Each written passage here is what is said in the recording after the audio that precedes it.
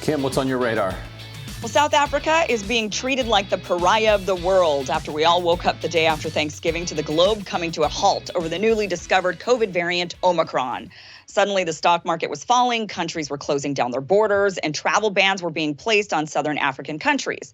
South Africa took offense to the travel bans, calling them knee-jerk, insisting there was no real evidence the variant came from an African country.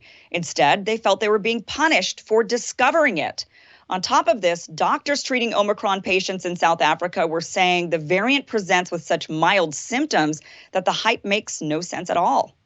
And these symptoms not the same. It's very mild.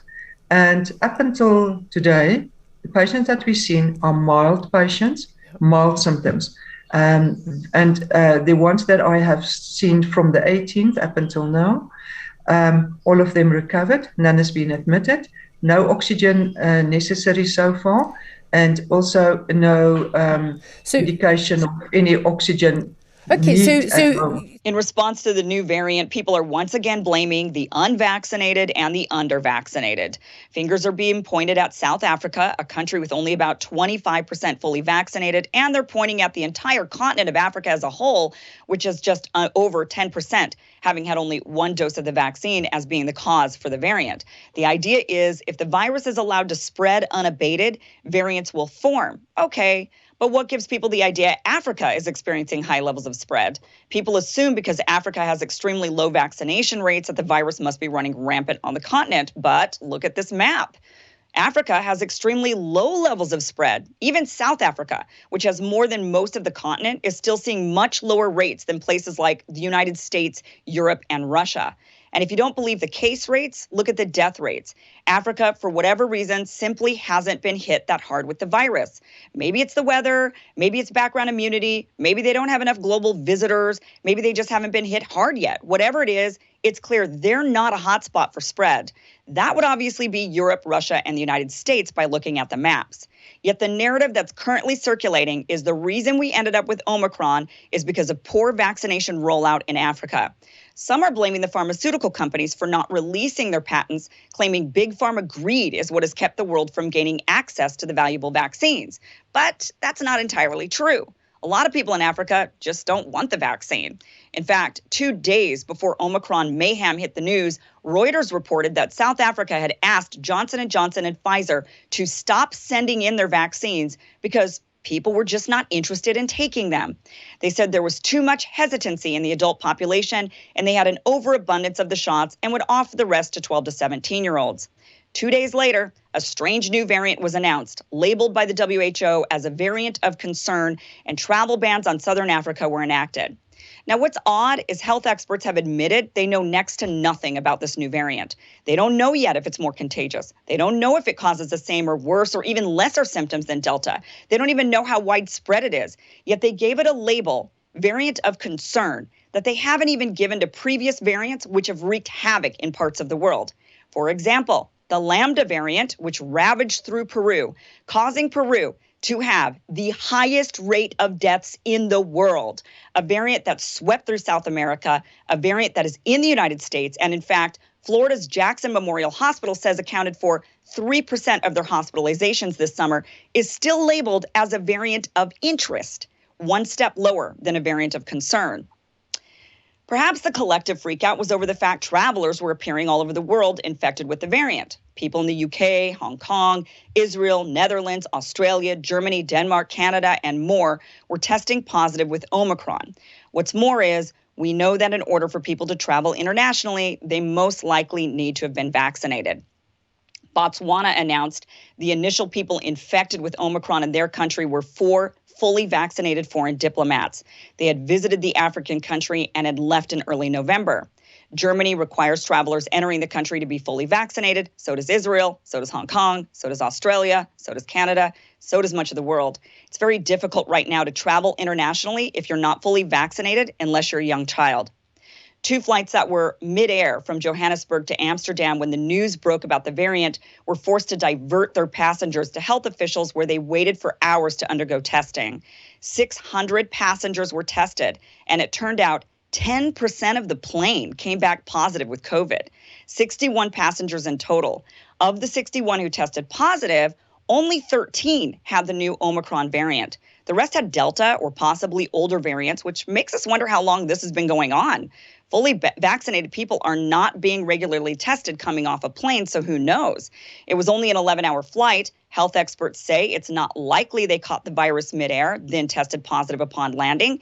10% must have boarded the plane infected.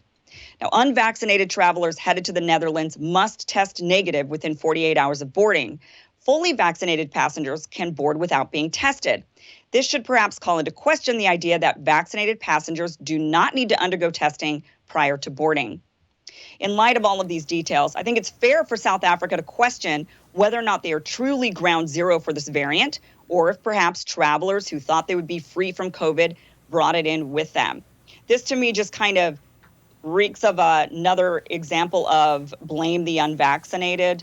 And now, instead of blaming the unvaccinated in the United States or in Europe or wherever we are, we're instead now blaming this continent in South Africa, saying, well, it's because they're unvaccinated. We don't really know where this variant came from. But one thing that, and it very well could have come from South Africa, but either way, it's being now exported around the world, unfortunately. But, one thing that really stands out to me on this is the fact that we don't really know anything about it, and yet they've labeled it a variant of concern. And I'm curious why they might have done that, maybe to go into harsher lockdowns. We've got a lot of protests around the world. Maybe there is something about the variant that they're like, whoa, this is something really, really bizarre. That Lambda that took out a lot of Peruvians somehow isn't considered concerning. I mean, I'm concerned that Lambda is not considered concerning if this one is. But I'm curious of your take on why you think they might have done that, Ryan. I would assume because of how quickly it spread. That's my guess. I actually hope that it turns out that this is a much milder version of COVID than under Delta. The way that a lot of virologists, epidemiologists have always forecast that this would end would be that it would mutate into something that is much milder and more transmissible. And there's this contradiction between transmissibility and the ferocity of the virus. If it kills every host that it jumps to, then it can't transmit itself. And so it's on a spectrum with just how deadly and harmful it can be compared to how virulent and transmissible it can be. And so because of that, the evolution of the mutations, tends to militate towards a milder and milder version. So if this turns out to be a milder case, and it is more transmissible and therefore can overtake Delta, then that could actually end up being a good outcome rather than a concerning outcome. It's sort of like, it would be sort of like a vaccine that you don't have a choice of whether or not you take it. Well, in more COVID news, Pfizer is soon formally will soon formally seek FDA approval for its booster shots for 16 and 17-year-olds. So, there's going to be more boosters coming, and I saw the CDC guidance changed from you can get a booster to go get a booster, which was kind of funny for all, there's that interim time where they're like, well, we don't really know if we're going to tell everyone to go get a booster. We're like, we all know in a few weeks you're going to say, yes, everyone go get a booster. They had a complete temper tantrum fighting the Biden administration. Yes, a pointless temper tantrum. And just trust the science, that's all this is. I think also what we can expect is in 100 days for another booster. So they're going to tell us to get this booster now, but they're saying that they're making a new vaccine for the Omicron variant, and that'll be released in 100 days. So I can expect that everybody will be asked to take a fourth dose. They're not going to formulate it without then telling us we need to take it. So, I think we could expect that. But, I'm with you, Ryan. I'm hoping that this is just the mild version of COVID that we all kind of end up getting. These doctors in South Africa are saying this doesn't cause you to lose your sense of taste and smell. I know a lot of foodies out there are really worried about that. My fiance included. He's like, I just cannot lose my sense of taste and smell. It would be a good diet for, I think, a lot of us that gained too much COVID weight, right? I lost it. I lost the taste and smell when I had it after I was vaccinated, but it came back. That took the longest because I truly felt better. After your breakthrough? My breakthrough infection. I was only sick. I was mildly sick for one day, and then I felt totally fine. But taste and smell took another week to come back. Which is terrifying. Like it's for a lot of people, right? And it leads to immense depression and anxiety. I couldn't taste wine, so my anxiety and depression was I mean, that's terrible. That's the worst thing that could happen to you.